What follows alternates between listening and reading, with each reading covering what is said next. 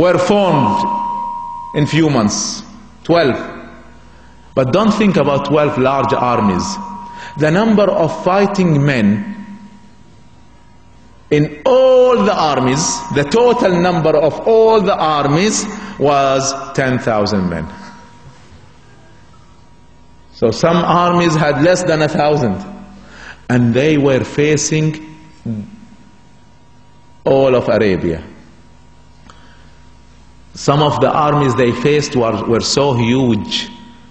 Khalid ibn al-Walid was leading the battle of Yamama. The Muslims in Yamama were 3,000. Musaylim al-Kadhdab had 100,000.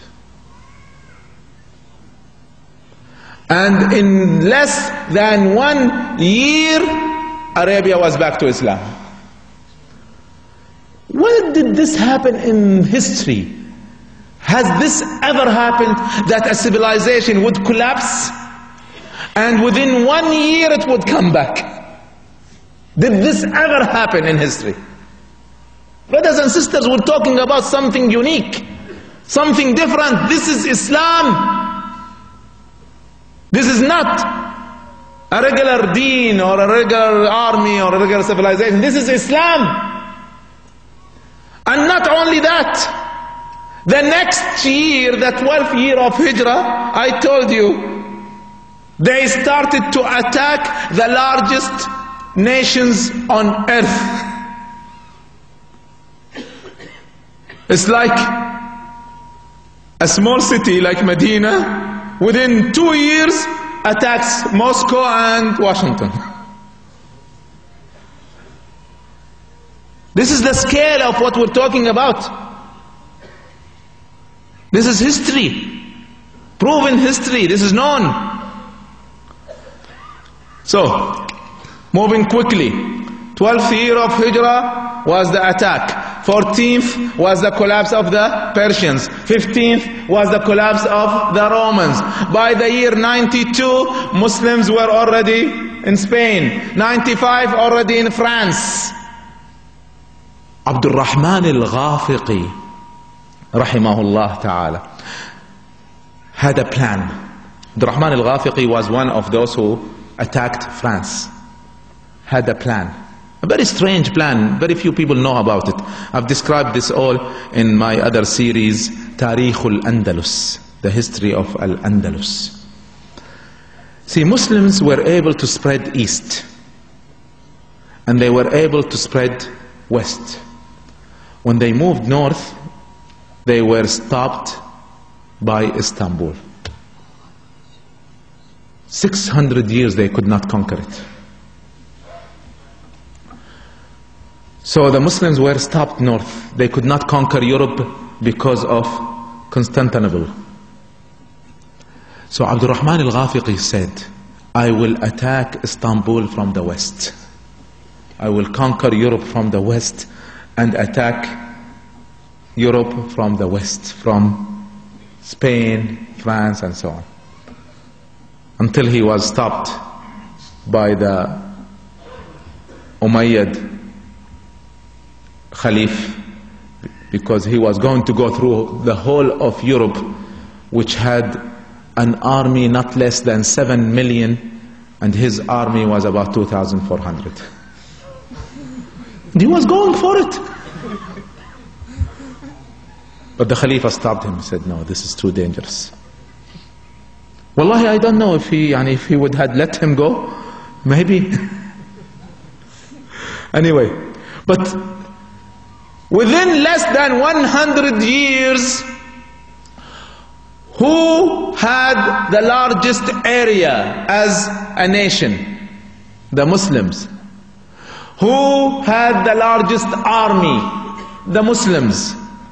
Who was leading science and math and astronomy and every area of life? Philosophy, logic, whatever.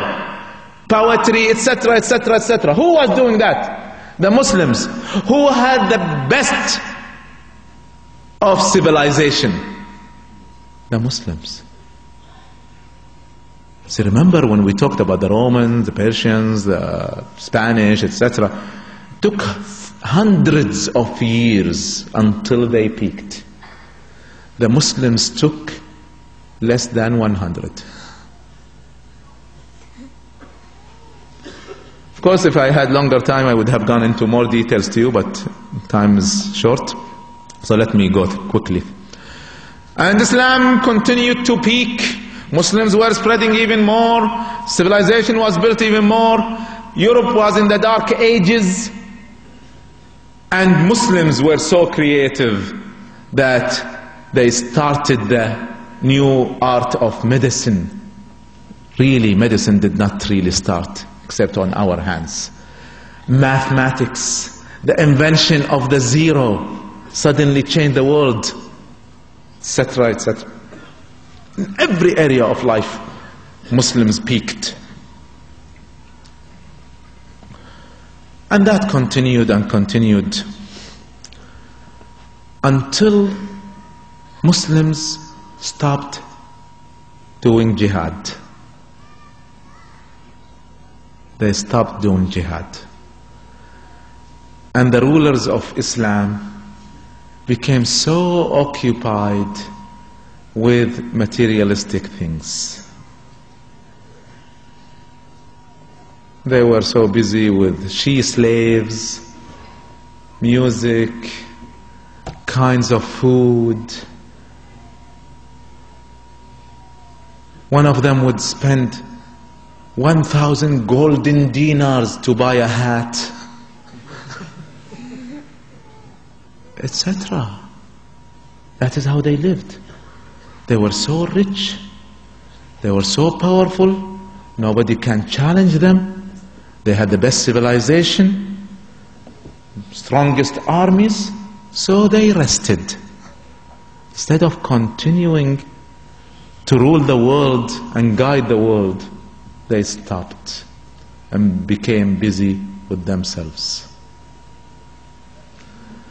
That is when the enemies of Islam noticed. Let me tell you a story. How did they notice? They were watching. One of the strange stories that happened in Spain. The Muslims conquered Spain and southern France. France was still strong. It was trying to come back into Spain. So the French leader was sending spies to see the situation of Muslims in Spain. Can we attack it? So they would cross the mountains, see the Muslims at the villages on the border, and come back, see the situation among them. The story goes like this. He sent some spies. They crossed the borders and they found a young man, 16 years old, crying like a girl.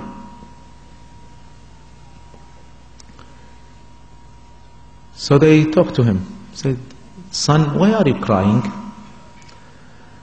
He said, "My mother did not let me join the Muslim army until I finish memorizing the Quran. And I want to join the army now. I want to make jihad now." See, they were not crying because nobody provided them with an internet access.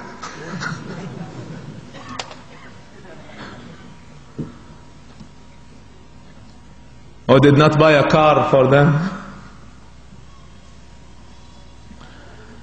So they went back and told their leaders. He said, "There is no way to attack such a nation. You cannot attack such a nation." About 30 years later, he sent a spy. And he found across the border a young man, crying, 16 years old, crying. He said, "Son, why are you crying?" He said, "My mother refused to buy me a she-slave."